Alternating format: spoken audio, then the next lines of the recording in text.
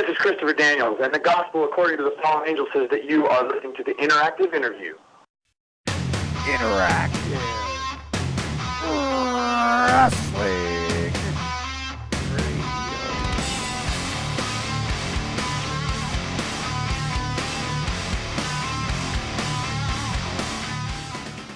Hello, everybody, and welcome to a special edition of the Interactive Interview on the interactiveinterview.com, courtesy of ProWrestling.com, statistically the #1 wrestling website on the Internet today. Our guest today is the fallen angel, Christopher Daniels. Christopher, how you doing? Good, how are you guys? Doing pretty good. So if I can just get my words straight. All right. Okay, the first question I have for you is, prior to wrestling, did you attend any colleges? Yeah, my degree is actually in theater. I got a small college in North Carolina called Methodist College. I went there and actually graduated, and I didn't start wrestling until a year after that. So, did you play any sports in college, or? I played a little soccer, but nothing. I wasn't like a standout or anything. So I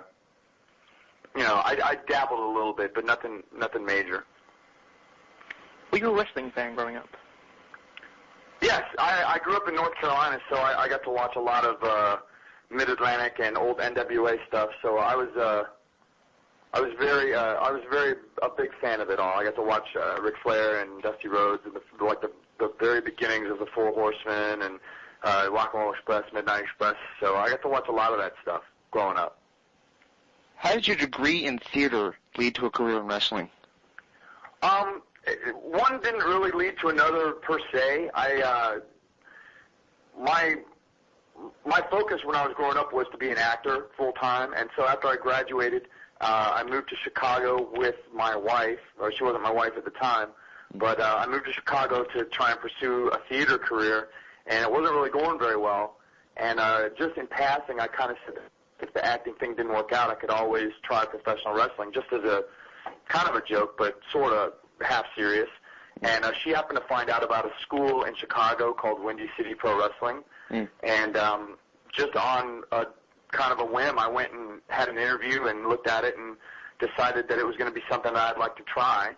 And so I started training in 1993 in January, and by April I was already wrestling matches. Who trained you? The guy who runs the school is named Sam DeCero.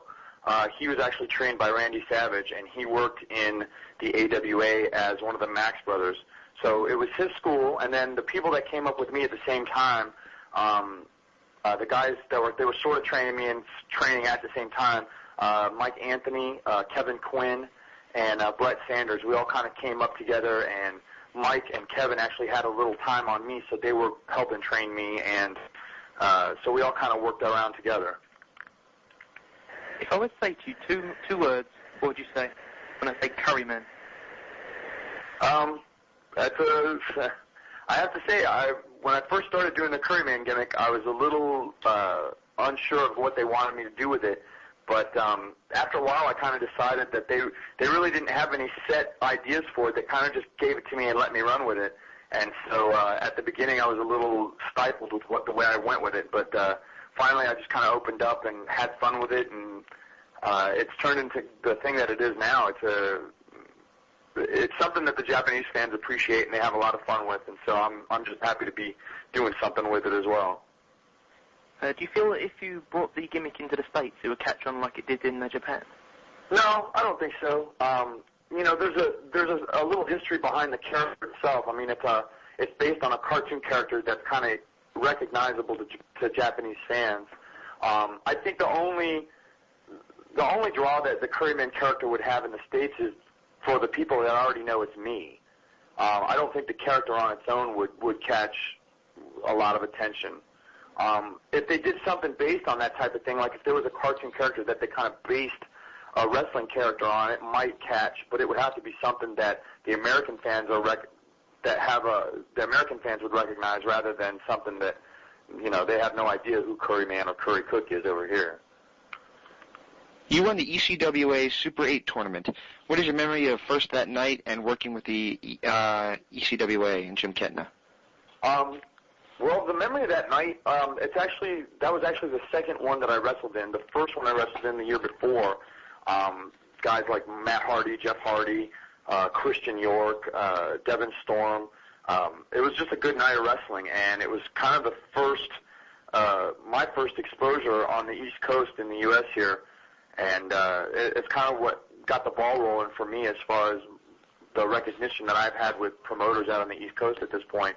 The second one that I wrestled in, working with guys like Scoot Andrews and Trent Acid and Ace Darling and Vic Capri, it was a great night. It's always a good night. When Jim Kettner puts so much emphasis and so much thought and planning into the Super 8 event that it every time that he has one, it turns into a special experience. And everybody that's been a part of it would agree with me, I'm sure, that it really stands out as something to look forward to, whether you're a fan or a wrestler that's in the tournament itself. I'm not sure how many people remember this, but in the summer of 2000, you did a promo backstage with Vampiro under a cape. And basically, you were his master of some kind, but they never really continued the angle. They dropped it almost instantly. Is there a story behind that? It was just, that was the plan. The plan was going to be that I was going to play like a dark, like an Emperor-style figure to Vampiro's Darth Vader. It was going to be that type of angle, but it just never got off the ground. They took a look at the first couple vignettes that we did, and they didn't like it. And they kind of went back to retool it, and instead of retooling it, they just decided to drop it entirely. So, you had a match on Nitro against Michael Modest. What is your memory of that match? It wasn't my best night. I had the unfortunate accident right, early in. So, I wish it had gone a little bit better. I have to say, the fact that I got the job anyway was comforting a little bit, but the injury that I got from that match has lasted a lot longer than the contract that I had, so I wasn't too thrilled. You also had tryouts with the WWE. Were there any talk about a contract with them at the time? I've actually never had an actual tryout with WWE. I mean, I've worked dark matches for them before. I've worked television matches, but I've never had a match that was specifically a tryout match. So, I've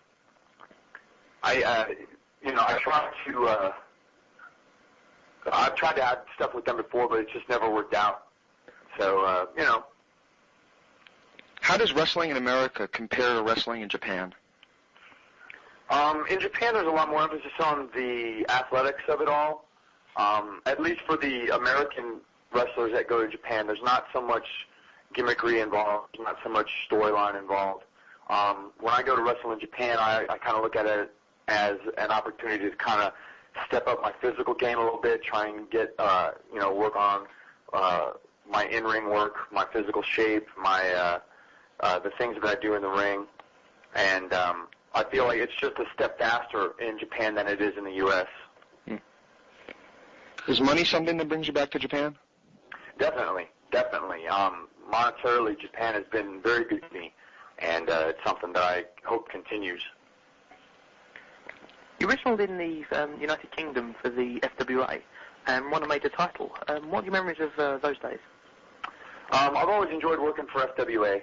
They're a really good group. They've got a lot of good talent, guys like Doug Williams and Jody Fleisch and Johnny Storm. And I've always been very happy to work for the FWA and their guys. They've treated me very well, and their decision to put their heavyweight title on me was, it was an experiment to see how it would go. And unfortunately, my schedule kind of kept me from coming back as often as I wanted to come back and defend the belt.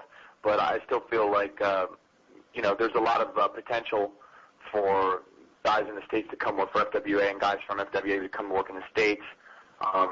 They did run the show with Ring of Honor, the co-promoted show with Ring of Honor in May, and I thought that was received well. And, I just feel like FWA's got a lot of things going for them, and hopefully in the future they'll be able to do more stuff. How were you contacted about working for NWA TNA? I've had a lot of friends in the locker room and in the office from the days of WCW. A lot of the people that were involved with the WWA pay-per-view that I was on in Las Vegas in 2002, they were also involved with TNA. So I always had a couple of people like pushing for me to get in there. And for a while, my Japanese schedule kind of prevented me from doing anything long-term with them. But last December when we started the whole Triple X gimmick with myself and Elix and Low Key. It just happened that I had a big hole in my schedule as far as Japan, time that I could commit to TNA, and since that time, it's kind of snowballed into a full-time gig for me. So I've been real thrilled to be a part of TNA, and hopefully with the upcoming expansion that they're doing, the big November 30th pay-per-view that they're going to put on, I hope to be a part of TNA for a while. You were backstage at WCW, ECW, WWE, and now TNA. How do the locker rooms compare? I'd have to say TNA, to me, the TNA locker room is the best.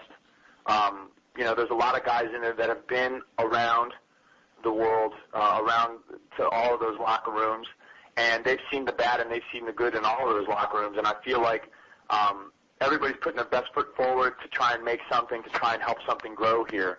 And so there's a lot less ego than you would think with the caliber of stars that we've got with TNA. There's a lot less ego than these guys, a lot of the guys like Raven and Conan and Vampiro and Kid Cash and AJ Styles, these guys have been all over the place. They've had a lot of success in different promotions, but they're really putting their egos on the back burner and trying to help something grow here and try and make something out of the TNA. So it's been a good experience for me. All those guys that I mentioned, all the guys that I've had an opportunity to work with there have been just exceptional. Initially, what were your opinions of the weekly pay-per-view concept? Well, it was a gamble. I mean, no one really has ever tried anything like that before, so it was interesting to see how it would work out. So far, I feel like it's been pretty successful. It's still in its growing stages, so I feel like there's obviously room for improvement. But so far it's been good for us, and everything's been going. We're firing on all our cylinders right now, and I feel like it's just onward and upward for us. How did you enjoy working with the Sports Entertainment Extreme faction? I liked it. I thought it was great. I thought it was a good storyline when it was going on, and I thought there were a lot of things we could have done with it. I'm kind of sorry that it's kind of gone away the way it is, but that's just the nature of the business. And I'm looking forward to doing different stuff in TNA, so it's all good for me. You mentioned a second ago working with Low Key and Elix Skipper in the three-man team of Triple X. You've also worked with Donovan Morgan in the Ring of Honor. How do you feel that tag team work compares to singles opportunities? Well, as a tag team wrestler, I always try and remember that I'm part of a team and not just in it for myself. So I've always tried to kind of mesh the two styles of the partners together. Like Donovan and I, we had a little mat work. We both were strong on the mat, so we kind of complemented each other down there. Elix and I, on the other hand, Elix is a great high flyer, and so I've tried to tailor a lot of my stuff so that I was a base for the things that he was doing, kind of like being the ground man for his flying techniques. So, but I've always felt like I've tried to get the best out of the team. I've tried to make the sum better than the two parts. And, I feel like both teams, me and Donovan and me and Elix, we kind of succeeded in that respect. What is your memory of what many consider to be the match of the year, the steel cage match against America's Most Wanted? I was just glad that they gave us the opportunity to go. It was a lot of fun. Chris Harris and James Storm, they're two athletes and they're good wrestlers.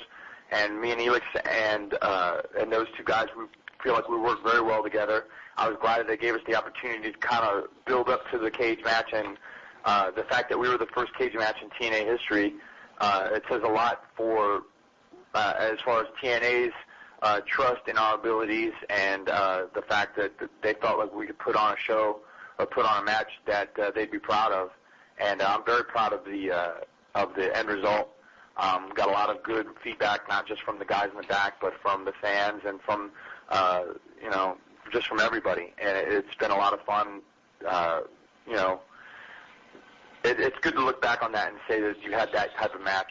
And as far as match of the year, it's still kind of early to to say that, but I feel like it's worth looking back on, and it's definitely a memorable moment for me. Now we've got some questions that have been submitted by the fans. 3 questions coming in from forum member Asylum want to know, first of all, how did you come up with the Fallen Angel character? I kind of always had it in my mind when I first was the Fallen Angel, and after a couple of years of just kind of nondescript, nothing, I just decided to kind of pull the trigger on it, and the idea kind of started as a cult leader. I kind of wanted to do something in the vein of David Koresh, and the visual of the priest robe was something that just came to my head, and I kind of played off of that, and then the whole thing with the Ankh as the cross was just some stuff I put together, and I've been very lucky and very happy with the result. Here's another question from Asylum that we omitted, but I think it's funny enough to ask. Where the hell did you get the priest outfit? I actually got it from a Catholic church in California. I went and told them that I was an actor and that I was going to be doing a play, and I needed a priest robe. And they told me to return it when I was done, and that was 8 years ago. So I'm still using it, though. So theoretically, I haven't lied to the church. I just haven't had a chance to return it yet. Another question from Asylum is, given all the heat that wrestling's had with the mainstream media in the past, and the Fallen Angel being a pretty bold character, have you ever had any religious groups or religious fanatics contact you about the gimmick? No, I've been very careful. I've tried to be very careful to be controversial without being offensive. I've always tried to stay away from being too closely lumped into a certain religious group. I've tried not to, whether Lutheran or Catholic or Presbyterian, I've tried not to be too closely associated with any one religion. I've tried to just have the semblance of a religious look. And so doing that, I've kind of stayed away from the real hot zones. Asylum would also know if you're religious yourself. I was raised Catholic. What is your memory of your recent match with Jeff Jarrett? I thought it went very well. Jeff is a guy that I have a lot of fun working with, and he's shown a lot of faith in me to put me in that situation, working with a main eventer like himself. I'm very happy to work with him, and hopefully I'll get an opportunity to do some more stuff with him in the future. How do you feel about people like Test and Reno from WCW using your Last Rites finisher when you was the first one to introduce the move? Well, I mean, I'm not too thrilled about it, but there really is nothing I can do about it. There's only so many things you can do with the human body, and, I just have to content myself with the fact that I know that I didn't get it from them. I made it up as far as I can tell. I never got it from somebody. And, when I use it now, to this day, people tell me, like when I explain it to somebody the first time that they've never seen it or they've never taken it, the first thing they say is, oh, yeah, the roll of the dice. And I kind of grumble and shake my head. But, what can you do about that? It's just the way it is. Last week you had a match with Michael Shane on TNA for the X Division title. Are we going to be seeing you in the X Division? That's the plan at this point. I can't really say past. I know tomorrow I'll be wrestling in a 3-way with Michael Shane and Chris Sabin for the X Division title. But as far as long term, your guess is as good as mine. I'm just, whether it's X Division or non-X Division, I'm just going to try and put my best foot forward. We've got some good matches, so.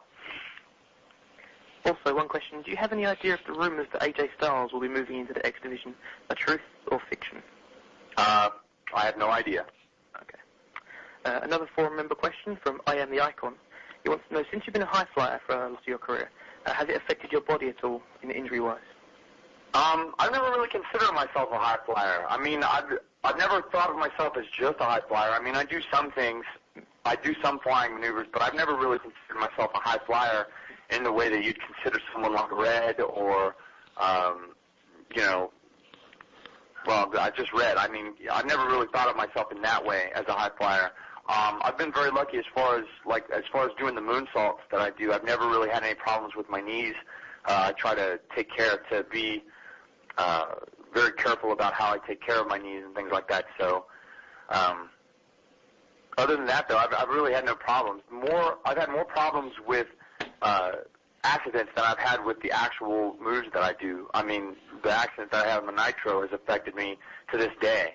I still have problems with my neck and my left shoulder because of it. So that's been more of a thing than any of the stuff that I've done in the air over the last 10 years. Just for those who don't know what happened, could you explain what happened on that Nitro? Well, I was trying to do a top rope moonsault, top rope lion salt, basically, and I jumped to the top rope, and one of my feet slipped, and as I fell back, I landed basically on the top of my head, and as soon as I hit, my left arm went completely numb, and I ended up wrestling the rest of the match with no feeling in my left arm, and it took me about a month and a half to get the feeling 100% back in my arm, and since that time, I've had just off and on troubles with my neck and my shoulder, and I still try and take care of I still go visit a chiropractor pretty frequently to try and keep myself in good shape. So it's been long term, believe me. From the indie scene, who would you like to see brought into TNA?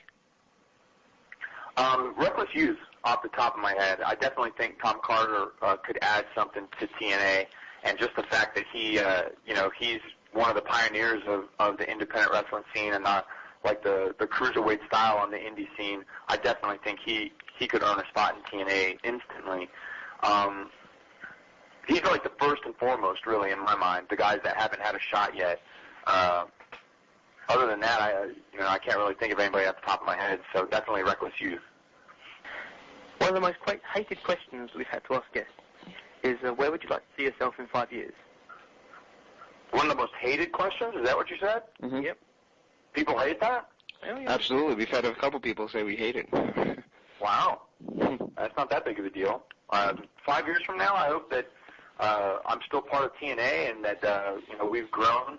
Hopefully we'll have a TV deal and continue doing the pay-per-view and just I still love to be wrestling. I don't foresee any reason why I wouldn't be wrestling in 5 years. So I feel like that's where I want to be. Now we'd like to go on to word associations, if you don't mind. Sure. Basically, I'll mention a name and then just either give your first reaction or you can tell a story if you wish. Okay. Okay. First on the list is AJ Styles. Tremendous talent. Definitely one of the best guys that I've ever worked with on the indie scene. And I hope I get a chance to work with him in TNA more often. Definitely just such a bright future with him. Just hasn't even scratched the surface on what he can do yet, I don't think. Loki. Someone that pushes me to do my best in the ring. I've always felt like trying to keep up with him and trying to have good matches with him has made me push myself to go further than I thought I would. And he inspires me to keep going and keep pushing and trying to do new things and just keep doing good matches with him. Elix Skipper. One of the best high flyers I've ever met. A good partner, a good guy, and just the best balance I've ever seen in a pro wrestler. Just some of the stuff he does is just ludicrously athletic. It's ridiculous how good he is. Chris Devine. Chris Devine's a very good worker, man. I've had a lot of good experiences with him. We've worked a lot in the PWF, and I know now that he's down in Puerto Rico, just getting better and working hard, and hopefully when he comes back to the U.S., we'll see a lot more of him. Donovan Morgan. Another good partner, good mat wrestler. We had a good run in Ring of Honor, and I know right now he's part of the Pro Wrestling Iron Federation out in California. Just all-around great technical worker. Mike Modest. Another great technical worker. One of the guys that I came up, usually when people think about California indie wrestling, they think of myself and Mike, and for good reason. The success that he's had in NOAH, he deserves every bit of it. He really worked hard to get where he's at today, and I'm just glad to see that he's reaping the benefits of his hard work. Jeff Jarrett. Just a great guy to work with, a guy who really cares about the business, a guy who's put more than 100% of his efforts into TNA, And, anything I can do to help him to put TNA on the map or keep pushing it upward, I'll do it. He's got my loyalty, definitely. Taka Michinoku. Just an awesome worker, awesome Japanese talent. He's the guy that kind of helped me get my name on the map, the matches that I had with him in WWF for their television shows. Really made a lot of promoters, especially overseas, kind of take notice of me. So I owe him a lot. Vince Russo. Just a great mind. I think a lot of people kind of have a bad attitude towards Vince, but my experience with Vince has been very positive. He's been very helpful with me. He shows that he cares about the young talent, and he's done a lot behind the scenes to try and help me form my character and try and make my character grow, and just very helpful to me. Trinity. A great lady wrestler. I've had some good experiences with her. I worked a lot with her in PWF, and I think, she's another person that you really haven't seen the best of yet, just because she's still learning and growing, and, when she gets an opportunity to show her best stuff, I think a lot of people will be amazed. Triple H. He's the pinnacle right now. Everybody aims to be where he's at. Just a good wrestling mind, and he's done a lot of good work in the past, and I definitely strive to be in that type of situation where people look at me as the top of the mountain. James, do you have any more you'd like to add? Sure, Vince McMahon. He's, whatever good or bad you could say about Vince McMahon, you have to be honest. He's the guy that brought wrestling to the forefront. And, the stuff that's happened in the past 15, 20 years, 95% of it has been Vince McMahon. And I respect the guy, and, I understand that a lot of the success that's come for pro wrestling, a lot of it has been because of the work that he's done. How about somebody coming to TNA very soon, Hulk Hogan? I'm thrilled that Hogan's going to come to TNA. I've had a lot of, wrestling fans and guys that you would consider smart marks, and when they come and ask me what my feelings are of Hulk Hogan, they sound like they expect me to say bad things about Hogan. But the truth of the matter is, anything that'll help TNA get exposure and take steps forward is 100% welcome in my book. And Hogan can do nothing but good as far as the profile of TNA. So and I respect the things that he's done in the past, and as far as what Vince did behind the scenes for pro wrestling, Hogan did in front of the cameras.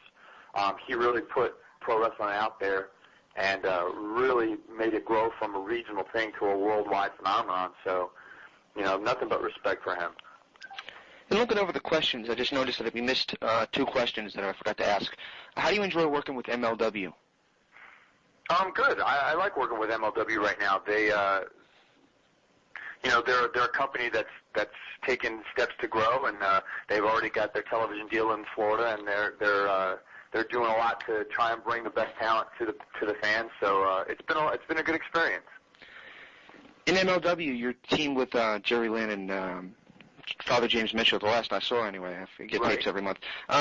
Is it any different for you to be working paired, I'm trying to choose my words here, to be affiliated with people on one show and on another show to either be feuding with them or just not be involved with them at all? Well, it's up to the promoters and the bookers the way that they put this stuff out there. I mean, in a perfect world, everywhere you go, you feud with the same people or, tag with the same people, and it'd be very easy for the fans. But I think in this day and age with the Internet and as much information as there is for Internet wrestling fans, I think they understand the nature of the beast, and so it doesn't really affect the wrestling fans in any way. You go out there and you perform the same way, whether you're tagging with Jerry Lynn in Florida or you're wrestling him in Nashville. The fans that are there, they know what the story is, and they know who's doing what, so it doesn't really affect them. I just try and go out there and put the best match on. I try not to think of it in terms of, I just tagged with this guy last week and now I'm wrestling him here. I try not to think of it in those terms. Just talking about the Internet, what are your views on the Internet, and do you have a website yourself? Well, my views on the Internet, I feel like sometimes it's too informative. I think a lot of the fans maybe know a little too much of the things that are going on. It'd be a lot easier to enjoy some of the stuff that they see if they didn't really know so much of the details and know so much of what's going to happen and what has happened and what happened behind the scenes. I feel like it's taken a little bit of the pleasure of watching pro wrestling away from the fans. But, I have to admit and say that it's done a lot as far as putting independent guys in a higher spotlight. And I've gotten a lot of positive press from the internet, so I can't really, I'm not going to sit here and bury the internet, but, that's just the way it is. I think that it would be a lot better for a lot of the fans if they didn't really know as much as they do now from the internet. But, that's just the way it is. You can't really, it's just the way the ball is bounced. My own website is ChristopherDaniels.com, and I probably should update it a lot more than I do, but that's it. Danny, do you have any other questions? No, I don't have any more. Christopher, would you like to send a message out to your fans? Just thanks for supporting me. I mean, all the fans that have kind of followed me and supported me no matter where I've been before I got the opportunity to be on television every week with TNA, the ones that were, following my stuff from the internet or buying tapes. Just thanks for supporting me. I appreciate it, and hopefully you guys will be supporting me and watching me for a lot longer.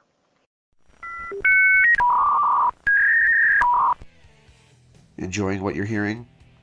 Be sure and check out WrestlingEpicenter.com on social media at Facebook.com/WrestlingEpicenter, on Twitter at James Epicenter, and of course, WrestlingEpicenter.com for 24-hour news updates, our interview archives, and all the other information you've come to expect from the Wrestling Epicenter. Hey, this is the future Frankie Kazarian, and you're listening to the Interactive Interview.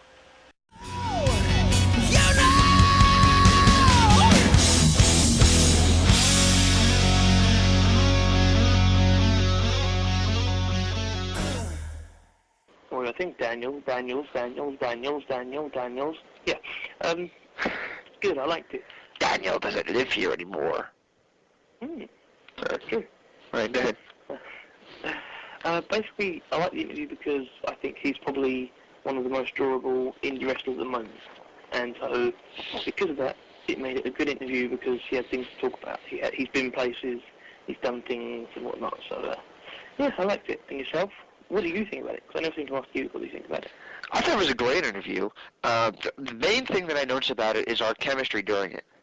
Mm-hmm. And a lot of times in the past, especially if you look at the Bobby Heenan interview, even though the Bobby Heenan interview is one of my favorites, we stepped on each other a lot during that interview. Mm. And I don't think there was one time when I stepped on you or you stepped on me in this one. Mm. So in that regard, this has been my favorite interview thus far.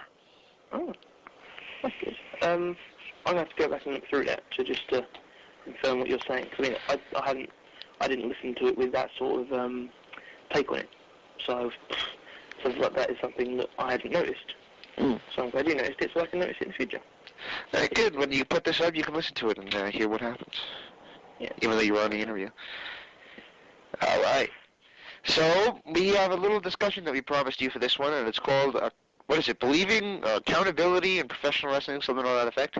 Accounting for believability in sports entertainment. So I had the right words, just not in the right order. You said wrestling, but nothing to do with wrestling. Nothing to do with word wrestling. Okay. See? All right. The post started by Tombstone.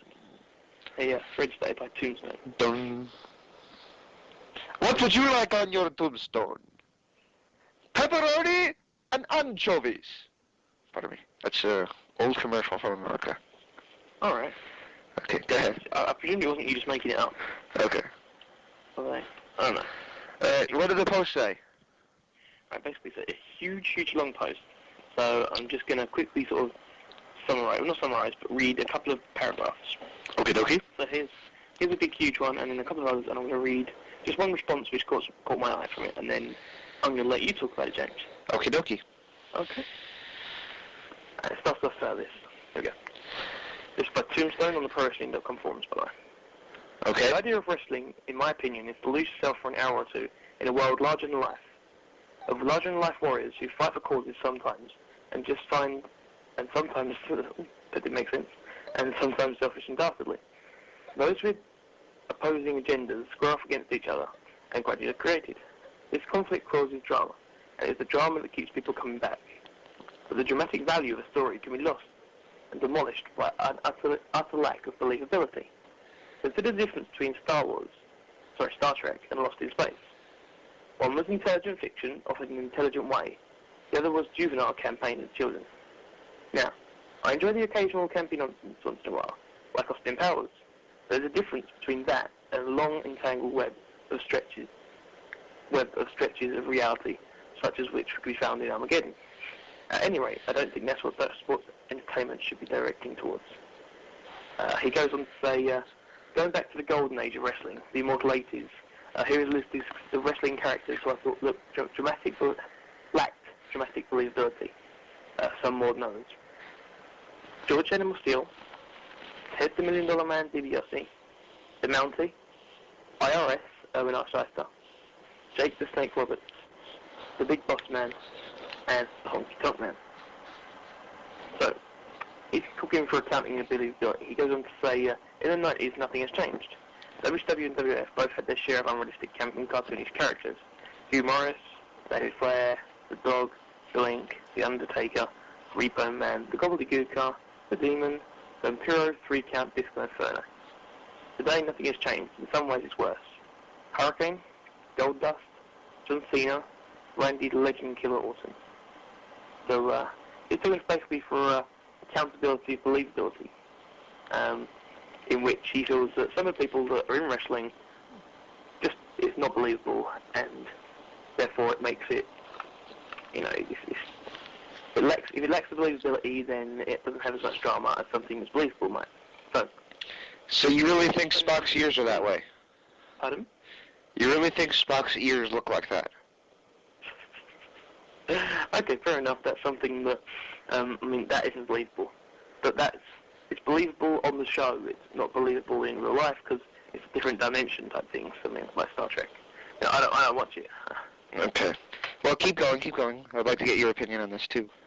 First response back was by Rusty Brooks, who said, "What's so bad about some silliness in a profession that was already based on the fact that it's a show? Every circus needs some clowns after all. I was the biggest hater of WF cartoon wrestling in the 80s, but upon retrospect, who cares? Did it make money? Yes. I don't think... It money? Yes. Wait, shush. So what's the problem? Honky Tonk Man drew awesome heat and made money. I don't like you, Honky Tonk Man. Was it silly? Sure. But was it entertaining? I always hated the Undertaker as a dead zombie gimmick. It can be proven by reading posts of this site. It was incredibly popular and made a ton of money. Oh yeah, and how the fuck was Jake the Snake Roberts a silly gimmick? Absolutely. Sorry, that gimmick was gold. I Thank went you. live shows back then, and the crowd went nuts. Thank you. I wanted to jump in with that one myself, but I decided to keep it. Okay. Yeah, that was a good point by Rusty. I like the original post as well.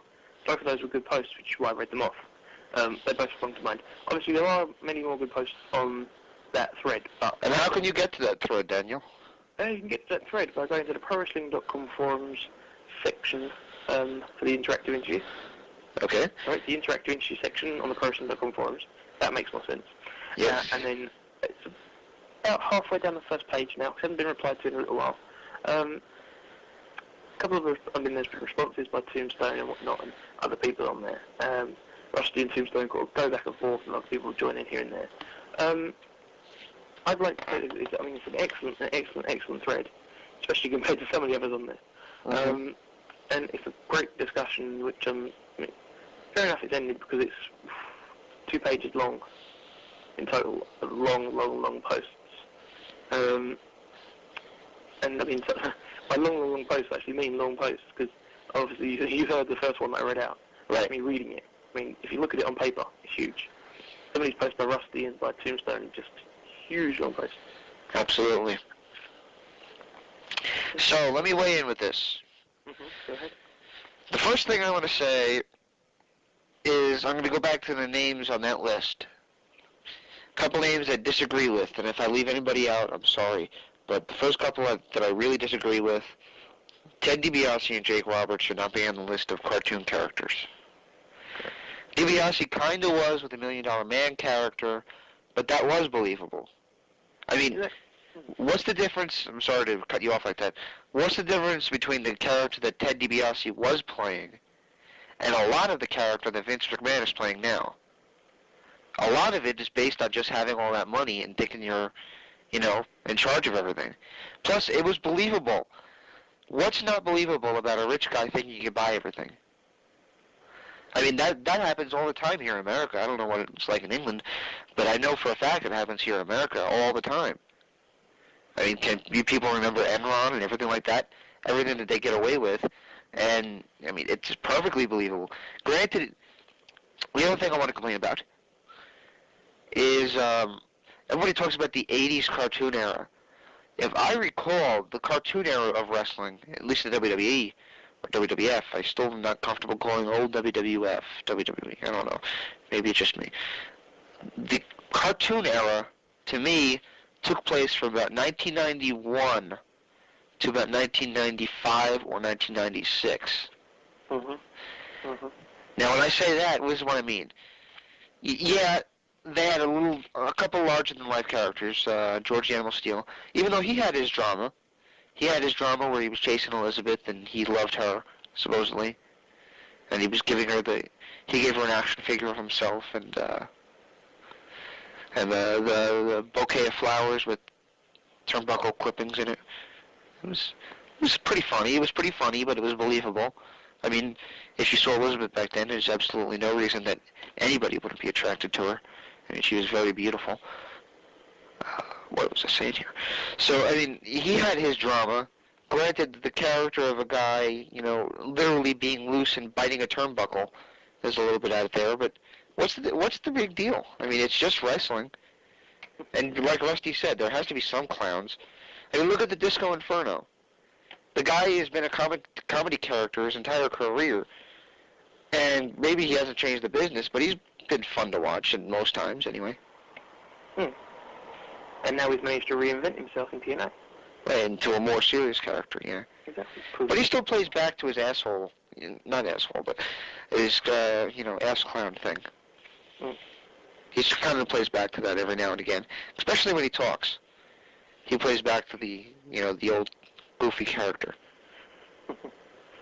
I mean, look at Chris Jericho. He's a smart ass. What does that mean? Nobody seems to doubt his believability. I don't think it's more along the smart ass sort of lines. It's more, I think what Tombstone was trying to say was like, people like the people he brought up, like the Gobbledygooker and the Repo Man. I mean, fair enough, they're not believable. I think the Repo Man is probably just a comedy character who's there. The Gobbledygooker was too far. Definitely too far. You have a problem with wrestling turkeys? Yes, I do. I definitely do. Oh. But, I mean, things like, I don't know, the Honky Tonk Man. There's thousands of Elvis impersonators.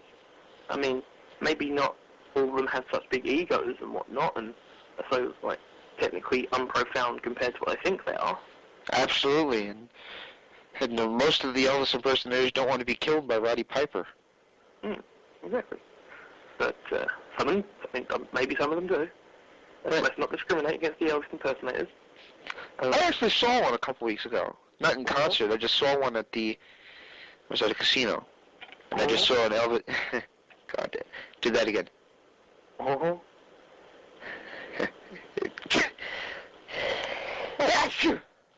me. I just sneezed. That just kind of killed the comedy right there. Yeah, it did. What would have happened if Elvis would have been British? If Elvis had been British, he would have been way more stereotyped. By the general public, he would have been way more stereotyped. Don't think his songs would have sounded so smooth in an English accent. But then again, you guys had the Beatles, so I mean, what else do you want? Yeah, true. But that wasn't so throat-orientated music. But anyway, we're kind of wandering off topic. Yes, we are. From Honky Tonk Man to the Beatles. Absolutely. So, basically, I think he's right in the accounting for believability. I think when I first read this post, and I didn't post in there for a long time, when I first read the post, I thought he was asking if we thought us personally were hurting the believability of the business, which I thought would be a good topic of discussion. Because if you take into what we're doing, we're basically taking guys that are in the business right now and talking to them about everything that they've done in the business as recently as last week. Exactly. And getting their actual opinion, not kayfabe opinion. Except for Big Vito, a little bit. Well, Big Vito was fun, though. He was kayfabe, but he was funny. One thing I'd just like to add in about a Big Vito interview. Towards the end of it, I got an email from his webmaster the other day. Apparently, towards the end of it, Big Vito accidentally plugs the wrong website, which isn't too good. So just put that up for anybody listening who listened to that. His website apparently is Vito Lagrasso, I think. Let me just quickly check my email so I can spell it out, because obviously it's a name, so it's harder to enter. It's almost like a heart attack. Teddy Hart's finisher. The guy that won ProWrestling.com. You lost me. Yes, I know. You lost me where you're going with it. Oh, he responded to his email. That's what you call a bad stall. A bad stall? Oh, right, I see. I'm with you. Thank you. Good one. Yeah, the website is not bigvito.com like he used to say. Apparently, the old website address was bigvito.com, but the new one, where you can actually find the information about it. Plus, you can read the interview on that website because they've linked it to us. Is Vito, V-I-T-O, Lagrasso, LOGRASSO.com. VitoLagrasso.com. VitoLagrasso.com. Not what he said. So, I'm just presuming that's what he said, because of course I could actually be wrong, and he might have said the right website, and then, like, obviously, I said it wrong or something. So. Huh. I don't know. So, how did the webmaster say anything else about that interview? Pardon? Did the webmaster say anything else about the interview? No, he was just concerned to get the right website address out there, which is fair enough. Fair enough, yes. So, Daniel, what do we have upcoming on the interactive interview? Well, I'd say more the question along the lines of what don't we have upcoming on the interactive interview? Yeah, we're getting back to that rut where we have actually too much for our own good. But that's okay. I'd rather have too much than not enough. So do I. But we really do have too much. We have upcoming Gilbert, who's going to be recorded hopefully tonight, we hope. Who's next? That's my Goldberg kind of, yeah. That was actually pretty good. Oh, thank you. So no, I like It would have been too good if you'd seen it, like, the face actions and stuff, because it wasn't too intense. I had to work on my intensity. Since when did coughing up a fur ball mean that you're intense? Let's ask Gilbert that. Okay. And while we're at it, let's make sure we don't check out the ProWrestling.com forums for any questions for Nelson Knight. Nelson's Frazier, aka Victor of the Maple. Yes. Yeah, probably not a good idea to check that one out. No. You're not going to find any 5-star questions there. No. Well, let's throw in a couple of good questions, that can be used, but we probably got them already, so, I don't know. Well, I don't know about you, but I'm not going to sit there and say, so Nelson, if I was to pinch around some of your loads of fat, would it be possible to use it as a pussy and fuck it? I don't think I'm going to ask him that. You may. I think no. Can't see it happening. Be my guest, that'd be fun. No, I somehow can't see it happening. No. Even if I said it in a really fast accent and English accent and see if they notice it, probably wouldn't. Come on, as Victor says, what? What? Hey, did it on purpose? Ah, good. Yes, so obviously, and Nelson Knight is upcoming as well. Also, we've recorded our interview with Charlie Blanchard. Christopher Daniels is up now. We have one in the bank, as we keep saying, with Sid Vicious in Asia. That will go up at some point. Asia will probably be up at the end of the week for a day or two. Yeah, probably sooner rather than later. Very good interview with Asia. Exactly, so that's why we don't need to send in Bob Ryder. With Bob still in our bank to come up. Hasn't been uploaded. It was recorded back in March. think. Yeah, March or February, February, March, April, something like that. Our first TNA interview, and it hasn't got up. Yeah, so we also have upcoming interviews with Jake Snake Robert. Do you know that? Do you have his theme song? Jake Roberts? No, I've got a new computer, so I haven't really got many. Haven't got any theme songs apart from Goldberg's new one. How about that? How about that theme song CD, whatever it was, Forcible Entry or whatever it was? Oh, hang on. Yes, I've got that in my CD right now. I've got that. I think I've got all of them basically. I've got Aggression. I've got like Full Metal, the first one. Volumes 1, 2, 3, and 4. Anthology. If you have Jake Roberts' theme, send me it. I want to do something creative with it. It should be on the Anthology. So. Do you also have the Legion of Doom theme? No, it should be. I imagine that should be on Anthology. Okay. Which leads me on to my next topic, because I don't know if I've told you about it, but I'm turning the animal interview we've got upcoming into a Hawk kind of, not memorial show, but like an animal interview and remembering Hawk, like the head strand. Absolutely, and I think I was thinking of this myself, and we'll talk about it more off the air, but I have a couple ideas of what we can do for that show. Excellent. Good. I was thinking about doing it myself, and believe it or not, my mother proposed it. Ah. I was eating breakfast the other morning, and she's like, I think you should do a memorial for Road Warrior Hawk, and you can get this name and this name and this name on there. And I think it'll work. I thought to myself, she's right. That'll work. Now where's my oatmeal? Okay. So yes, I'll be trying, if you give me the ideas that you've been put forward, or if you want to pass the phone over to your mum, we can chat, and she can be Francine again. She was never Francine. You're going to start some rumors out there. Rumors? Yeah. Me? Yeah. And, Daniel read those red rumors? What would the world be coming to? My God. How sinister would that be? Yeah, Talking of sinister, see that sort of switch, you know? Oh, wow. We're getting good at these segues. Oh, no. Also, I heard you say we there, so I said I on purpose. Okay, good. God, I'm not on form tonight. Father James Mitchell, possible interview coming up with him. No date set yet. Also, no date set with Jimmy Valiant. Jimmy Valiant, the Boogie Woogie Man. Also hoping to do something with, was it Johnny Cashmere and Trace Acid, as we mentioned. And finally, last but not least, Jimmy Hart. And you forgot one. I know I forget one. I spoke to somebody today. You said you met her. Spoke to somebody last evening and today, and no date has been set, but likely sometime next week we'll be having the former tag team partner of Shawn Michaels, Marty Jannetty, on the show. Which would be a good exclusive, because I can't, looking around, after you told me that earlier on, looking around, I can't see an interview with him many places on the internet. And he's been around a while, so he should have quite a few. Saying that, there's not many with Gilbert either, actually. I think there's one. And that was a not very good interview anyway, so I think we'll be bringing the internet's best Gilbert interview as soon as we get that done. Absolutely. One question I have to ask for Marty, why would you cut the hair?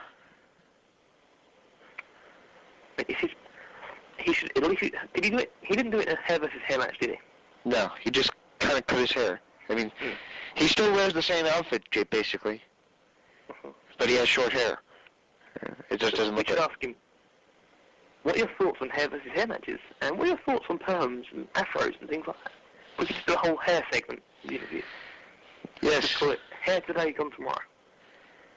Hey! That was almost as good as the taco joke, or whatever it was, the Spanish raps. Mexican chicken wrap. There you go. Number one in Mexico. Hey! That's legendary, that is. Yes, it is. It is now. Hey! I was going to say something really interesting there. I believe you. Hey. There is the first time for everything. Hey. Hey! I'm also trying to get a couple of big guests. We're trying to get a couple of big guests who, we're not going to mention names because if we get them, then you'll hear about it. And if we don't, then I don't want to get your hopes up. Because it follows a different pattern to a normal interview, how we get them, and different interviews and indie stars and that. So it's different. We're going to try a couple of them, a couple of big names. If it goes through, excellent. If it doesn't, oh well, worth a try. That's everything. Absolutely. And you know what, Daniel? That's the bottom line. Cool. Because you're an ass clown. I see. So, Junior. That's been said. No, hang on, that was a bad thing. That was a bad thing, because that insulted me. Did it? I have to scrub that off my list. Not that I have a list. I don't do lists. You don't do lists? No. Lists. So?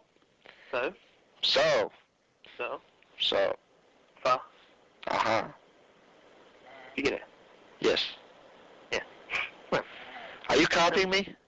No. I thought you were going to go like... I know you are, but what am I? I don't know. We're getting a little wild there. Okie dokie. You know what, Daniel? I think it's about time we wrap this one up because I think we ran out of things to talk about. Yeah. It seems that way, doesn't it? Yes, it does. Oh! I mean, it's before the end of the show, and we've already ran through who we're going to get next. So it's going to kind of leave us with nothing booked that right at the end. So, if we have to make this the end. Right after Huh? the Christopher Daniels interview, Mm-hmm. I played a song All right. called Mm-hmm. Fallen Angel. I thought it kind of fit. You did. The lyric-wise, I did kind of wonder what that was. lyric-wise, if you people think about it, it sounds like a completely different guest that song would have fit. Daniel, if you go back and listen to the lyrics, you'll know what I'm talking about. And anybody from 3SW that saw my insane rants about this person knows what I'm talking about. ProWrestling.com is privileged not to know what I'm talking about. So, that's good. Oh, yeah. Most definitely. ToneProWrestling.com, the number one wrestling news website statistically. Obviously, that's going to be a complete hybrid of that little slogan, because you get that slogan in a different way every time we say it. What is hybrid? Hybrid. Yeah. It's where you sort of... Actually, no, hybrid's the wrong word. Thanks for pointing that out and making me look stupid, James. No. MLW calls themselves hybrid wrestling. Hybrid is where you kind of stick two things together and merge them. I think. Of course, naturally now, I'll get emails saying, no, actually, you're wrong.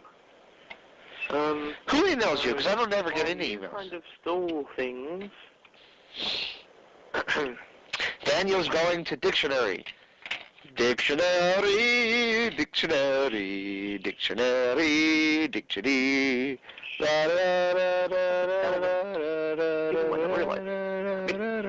actually reckon that hybrid could be, it could either be the offspring of genetically dissimilar parents or stock, especially the offspring produced by breeding plants or animals of different varieties, species or races, or it could be a word whose elements are derived from different languages, or maybe, just maybe, it could be something either of mixed origin or competition, or something such as a power plant having two kinds of components that produce the same or similar results.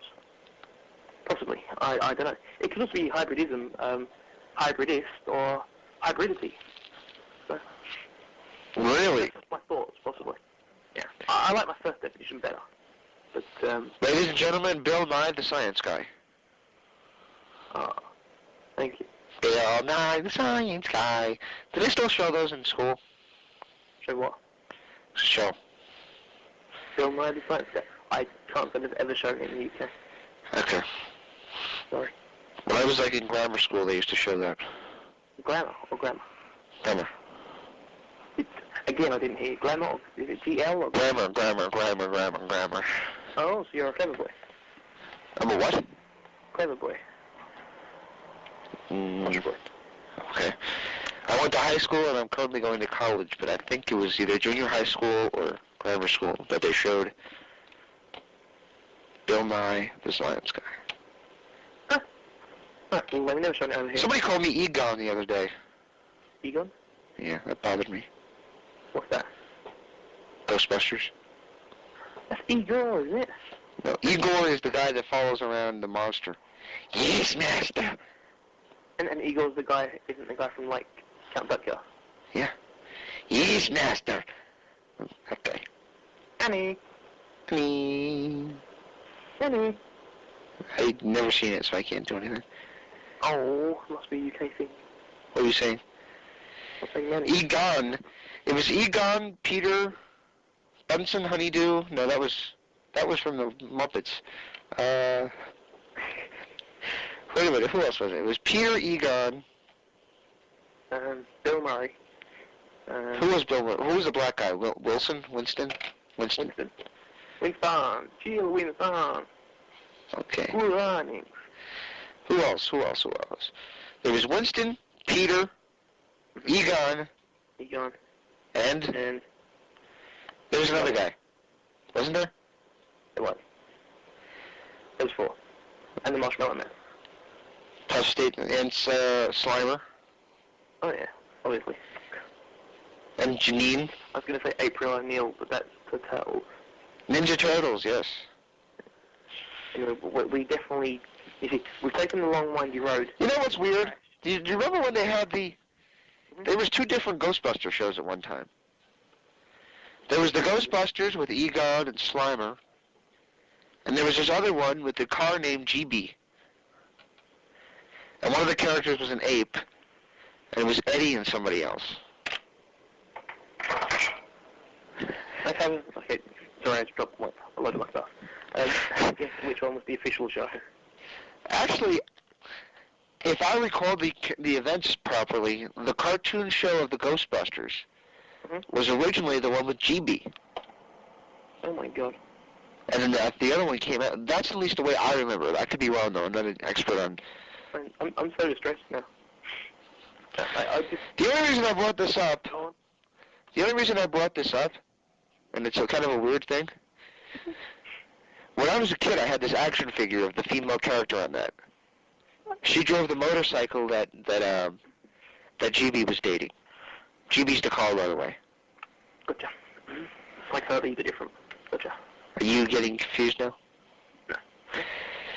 Well, anyway, the character, she was wearing like a bathing suit bottom. Mm-hmm.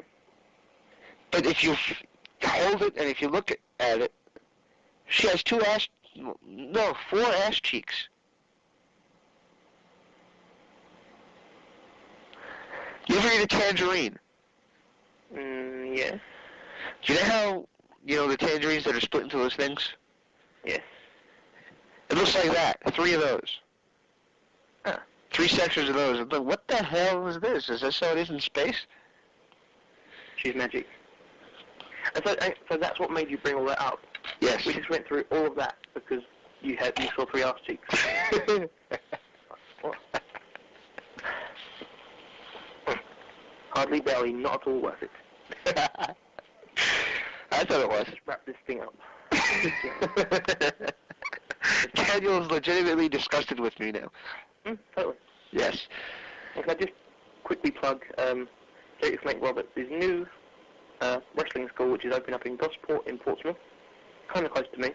I'm going to the opening on November the 7th, so if you're in Portsmouth and you want to come along and meet me, or maybe Jake, I don't know. He might be there. I don't know. It's not as big as me. If they want to meet me, I'll be the guy with the big sign saying I'm Daniel Edler. No. I'll be the really strong guy throwing people around. No. Again, no. I'll be there somewhere, and you probably won't be able to find me. You'll be sitting in the back of the room, afraid to come out. Yeah. Right. I'll be wearing my mask, because I don't go out in public with that mask. And my big thing that covers my swollen hand. Accounting for believability in wrestling. Accounting for believability in life. Okay. Here's a scenario for you. Mm-hmm. If there's a masked guy that always wears a mask, how's he cash his check? How's he what? Cash his check. If a guy walked into a bank wearing a mask, usually would not work out so well. Gotcha. And how do you wash? How do you wash? You go in the tub. Yep. Thank you. Funny man.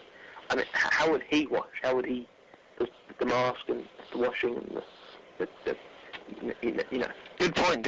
How would he have his photo taken? With the camera. Oh, okay. I don't know. Just before you maybe look stupid. Yes. the photo IDs. I mean, you couldn't do a photo ID of a mask because someone could reciprocate it. Reciprocate it? Wrong word. Reciprocate. Isn't that when you take you put 1 over the question? Probably not. In algebra? Probably not. Reciprocate. Yeah, there probably is, but it's probably not.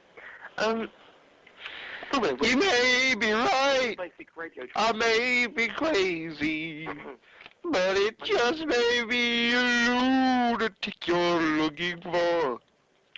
Okay, just have a think, James, right? All these people are listening to the show, and so they're listening to it like in a room with it nice and quiet, and suddenly, I don't know, maybe they're listening to it in the corner of a room where someone else is trying to watch the TV or something, and they're listening to a voice talking, so no one would try and earwig or like eavesdrop a voice talking. If someone starts singing, then someone might come over. So I reckon you probably just lost us half our listenership with that little bit of like singing. You don't think people out there like Billy Joel? No. Okay. Probably not. Okay. And my new basic FM radio training, which tells me not to drink 2 hours before I go on air, which is, yeah. That's what they tell you? Apparently. Mm. But yeah, also means that I won't be swearing anymore, apart from the 3 or 4 times that I swore this time. Yeah, but half those times are reading for somebody else. Exactly, yeah. Right. I don't fucking swear. Also, my FM radio training makes me say that if you do swear, or if you do something stupid and come off sounding really stupid, you're not supposed to make note of it. And every time I did something stupid this recap, see, like that, I made note of it. Right. So I'm breaking my own rules. I'm a rebel. You're a rebel. It's true. Let's take call 111. Sorry. Hi, Daniel. Hi, James. Yes, Doris? Yes? I just wanted to say that your Christopher Daniels interview was tremendous. Why, thank you, Doris. It's nice of you to say so. I appreciate you calling to the show. Could you imagine what Doris looks like? Trying to think of someone international that we can compare Doris to. Maybe kind of like... No, lost it. I think we have another phone call. Yes, who from? Mine too? Yay! I won the interactive interview! Yay! It's the guy from Comedy Central. How you doing, guy from Comedy Central? I peed in your pool! Yay! That's good. That's nice to know. Thanks for calling. Yay! I gotta go take a poop. Yay! God, he's annoying. Yeah, I know. Right, so we've gone completely into a dark hole of this. Nothing relating to the NWA TNA Superstar. So we need to wrap it up. Yes, I think we do. Mm. Alright, since I already played a song, I'm going to play one more. This has pretty much been my running amok on the audio week. How about I play a song from the new Firehouse album that I just bought? It's off the album called Primetime. Go to firehousemusic.com, and it's called Perfect Lie. I think it's a pretty good song, so give it a listen. I just sounded entirely too nasally. Yes, you did. Yes. Let's kind of round it off a little bit easier with a listen to this song and listen. Goodness. Listen to the song, baby. It'll put you in the mood. And that's the bottom line. Because you're an ass clown.